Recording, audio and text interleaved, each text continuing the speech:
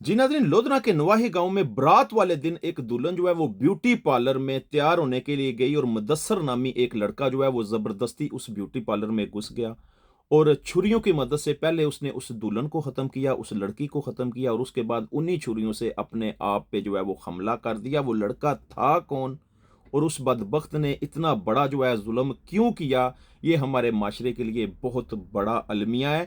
और इस पोस्ट पे, इनकी वीडियोज़ पे जो नीचे कमेंट्स आ रहे हैं, जिस तरह इस लड़के को पेश किया जा रहा है, यकीन करें इस वाक़ये से भी बड़ा दुःख ये है कि लोग जो है वो इस तरह इसको किस तरह से पेश किए जा रहे हैं। अगर आपने वाक़या नहीं सुना तो पहले मुख्तसर सा वाक़या सुनाऊँगा, फिर उन कमेंट्स के बारे में भी आपको बताऊँगा। ये जनाब लोधना का कोई छोटा-सा गाँव है, जिस गाँव में जो है ये वाक़या पेश आया। एक मज़दूर अपनी बेटी की शादी जो है वो कर रहा था। बारात वाला दिन था और बताया जाता है कि 2 ही सिर्फ़ उसकी बेटियाँ थी और ये जो मुदस्सर है ये उसका भांजा था, यानी कि इस लड़की का कज़न भी था। और उस मज़दूर बाप ने इस लड़के को जो है वो अपने पास बेटे की तरह रखा हुआ था। इनके घर आता जाता था, इनके घर के सारे मामलात जो है वो करता था, यानी कि वो भी बहुत ज़्यादा करता था। और साथ-साथ उस लड़की से जिसकी शादी थी उससे शादी भी करना चाहता था, ख्वाहिश भी ज़ाहिर की थी। और दोनों फैमिलीज़ को पता था कि ये दोनों आपस में शादी करना चाहते हैं। ना जाने क्या जो है मार आई उन माँ-बाप पे, उन्होंने इस चीज़ को ना समझा। उसने जनाब, उसके बाप ने, बजाए इसके कि वो मुदस्सर से शादी करता, साथ वाले गाँव में कोई उनका रिश्तेदार था, नईम जिस लड़के का नाम बताया जाता है, उससे जनाब शादी तय हो गई। जब शादी तय हो गई तो मुदस्सर का जो रवैया है वो बदल गया। उसको जो है ये बात गवारा नहीं थी। उसने बहुत कोशिश की, लड़की को भी जो है वो मिन्नतें तरले की कि मान जाओ, इनको अपने माँ बाप को समझाओ, ना शादी करो। लेकिन वो कहती रही कि मैं मजबूर हूँ। मैंने तो जनाब माँ, अगर मेरे बाप ने मेरी शादी किसी जगह तय कर दिया तो मैं उधर तय करूंगी। अब लड़के को जो है ये बात अंदर अंदर से खा रही थी। अब लड़की जब ब्यूटी पार्लर गई तो थोड़ी देर बाद उसने एक स्टेटस लगाया अपने व्हाट्सएप पे, जो उसकी व्हाट्सएप की कोई टिकटॉक की पुरानी वीडियो थी, जिसमें वो एक शेर इस तरह का कोई बोल रहा था कि अगर हम तुम ना मिले तो इस गांव की जो है खाक, उसमें हम दोनों को जो है वो मिला दिया जाएगा। अब जब वो ब्यूटी पार्लर गई तो पीछे ये भी मोटरसाइकिल पे चला गया। इसकी छोटी सी को किराने की दुकान भी थी उसी गांव में।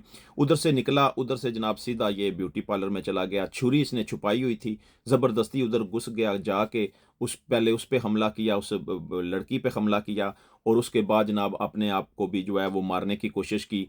ब्यूटी पार्लर वालों ने शोर किया, लोग इकट्ठे हो गए, 1122 को या जो भी उधर इस इलाके की जो है वो इमरजेंसी सर्विस है उसको कॉल करके बुलाया।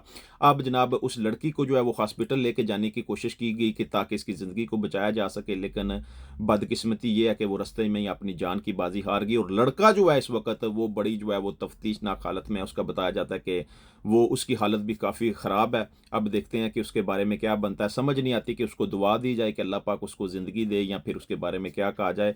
और बाप को जनाब, जो बाप, उधर बारात निकलने की भी तैयारियां जारी थी कि बारात भी निकलने लगी है और बाप जो है वो घर से निकल रहा था कि मैं फूल लेके आऊं, फ्लावर्स लेके आऊं जो मैंने बरातियों के ऊपर फेंकने हैं। बाप उधर जा रहा था, बाप को फोन आया कि जो फूल बरातियों के लिए लेने जा रहे हो ना, वो बरातियों पे नहीं बल्कि तुम्हें तुम्हारी बेटी की कब्र पे फेंकने पड़ेंगे। जब बाप ने ये सारा मामला सुना, ये सारी जो है वो बात सुनी, और बाप कहता है कि मेरे तो ऐसा था कि जैसे पाँव के नीचे से ज़मीन निकल गई है। इससे बड़ा किसी बाप के लिए क्या सदमा हो सकता है।